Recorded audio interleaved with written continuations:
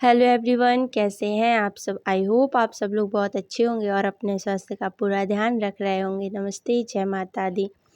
देखिए, अगर हम लोग ना अपने जीवन में परमात्मा को प्रथम स्थान देते हैं तो परमात्मा भी हमारे जीवन में हमारा स्थान प्रथम कर देते हैं। यानी कि जब तक हम इस चीज़ को नहीं जानते कि हमें परमात्मा को अपने जीवन में प्रथम स्थान देना है, क्योंकि जो परमात्मा करते हैं, जो परमात्मा द्वारा की गई चीज़ें होती हैं, अगर हम परमात्मा को स्थान प्रथम जगह देते हैं अपने जीवन में, तो वो हमारा भी स्थान कहीं न कहीं बहुत ऊपर और ऊँचा कर देंगे। इस चीज़ को अगर हम अपने जीवन में जैसे ही जानते हों, जैसे ही उतारते हैं, क्योंकि देखिए परमात्मा हमारे जीवन में जो भी कुछ करते हैं, सारी चीज़ें अच्छे से भी अच्छा करने के लिए करते हैं। क्योंकि जब हमसे कुछ एक चीज़ जाती है तो कहीं न कहीं हमें बहुत बढ़ के मिलता है। यानी कि अगर हमारे हाथों से 1 रुपए का सिक्का जाएगा तो कहीं न कहीं हमें 10 रुपए का भी सिक्का ज़रूर आवश्यक प्राप्त होगा। इस चीज़ को हमें जानना होगा।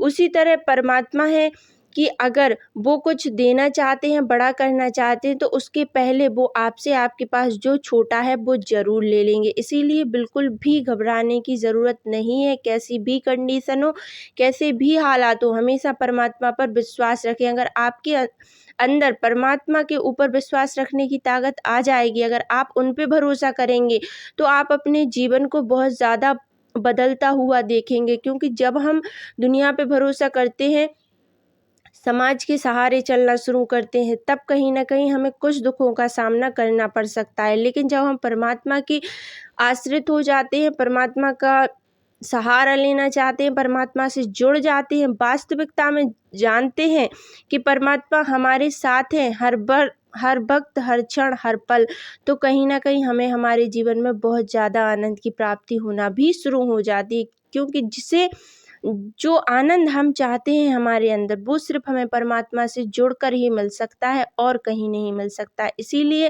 अपने जीवन में परमात्मा को प्रथम स्थान दें, ताकि आपके जीवन में जितने भी सारी चीज़ें जो खराब चल रही हैं, वो सब हटकर एक सही रास्ते पर आ जाएँ, एक सही डायरेक्शन में आ जाएँ। क्योंकि जब तक हम परमात्मा को नहीं जानेंगे, नहीं समझेंगे, हमें भी चीज़ें समझ में नहीं आएँगी।